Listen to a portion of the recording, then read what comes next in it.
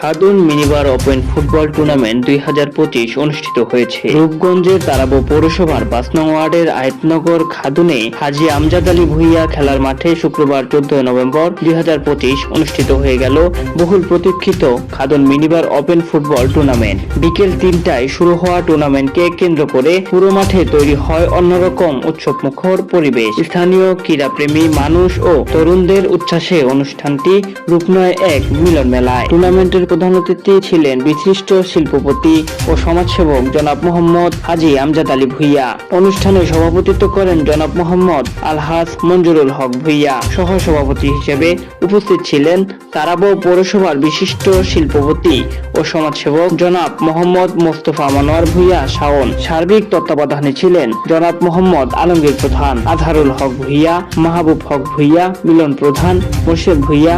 এরা সবাই খাদুনের ক্রীড়া ও সমাজ উন্নয়ন কর্মকাণ্ডের পরিচিত মুখ। অনুষ্ঠানে বিশেষ অতিথি হিসেবে উপস্থিত ছিলেন মোহাম্মদ মকবুল খান, মোহাম্মদ সাদেকুর রহমান সাদেক এবং জাপান প্রবাসী মোহাম্মদ ওয়াহিদুর রহমান। তারা সবাই খেলাধুলার মাধ্যমে তরুণদের মাদকমুক্ত ও সুশৃঙ্খল জীবনে উদ্বুদ্ধ করার উপর গুরুত্ব আরোপ করেন। মাঠে উপস্থিত ছিলেন স্থানীয় বিভিন্ন শ্রেণী পেশার সম্মানিত ব্যক্তিবর্গ, যেমন মোহাম্মদ সিদ্দিকুর রহমান, মোহাম্মদ জাহাঙ্গীর সাউদ, মোহাম্মদ মাহফুজ মোল্লা, মোহাম্মদ সোহেল মোল্লা, মোহাম্মদ শাহিন ভূঁইয়া।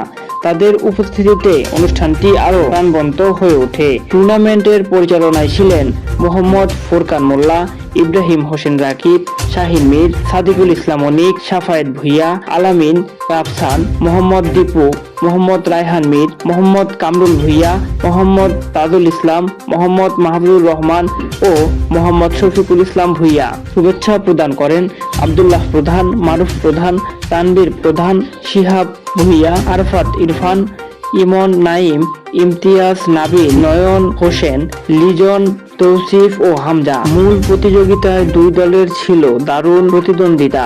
নির্ধারিত সময়ে খেলাটি ড্র হওয়ায় ফলাফল নির্ধারণে গড়ায় টাইব্রেকারে। টানটান উত্তেজনার মুহূর্তে টাইব্রেকারে জয়ী দল নির্ধারিত হলে মাঠ জুড়ে আনন্দ উচ্ছ্বাস ছড়িয়ে পড়ে। দর্শকদের করতালিতে মুখর হয়ে ওঠে পুরো পরিবেশ। বিজয়ী দলকে আয়োজকদের পক্ষ থেকে আকর্ষণীয় পুরস্কার প্রদান করা হয়। পরাজিত দলকেও সম্মানসূচক পুরস্কার দেওয়া হয়, যা ক্রীড়ার সৌহার্দ্যপূর্ণ মানসিকতাকে আরো বেড়ে তোলে।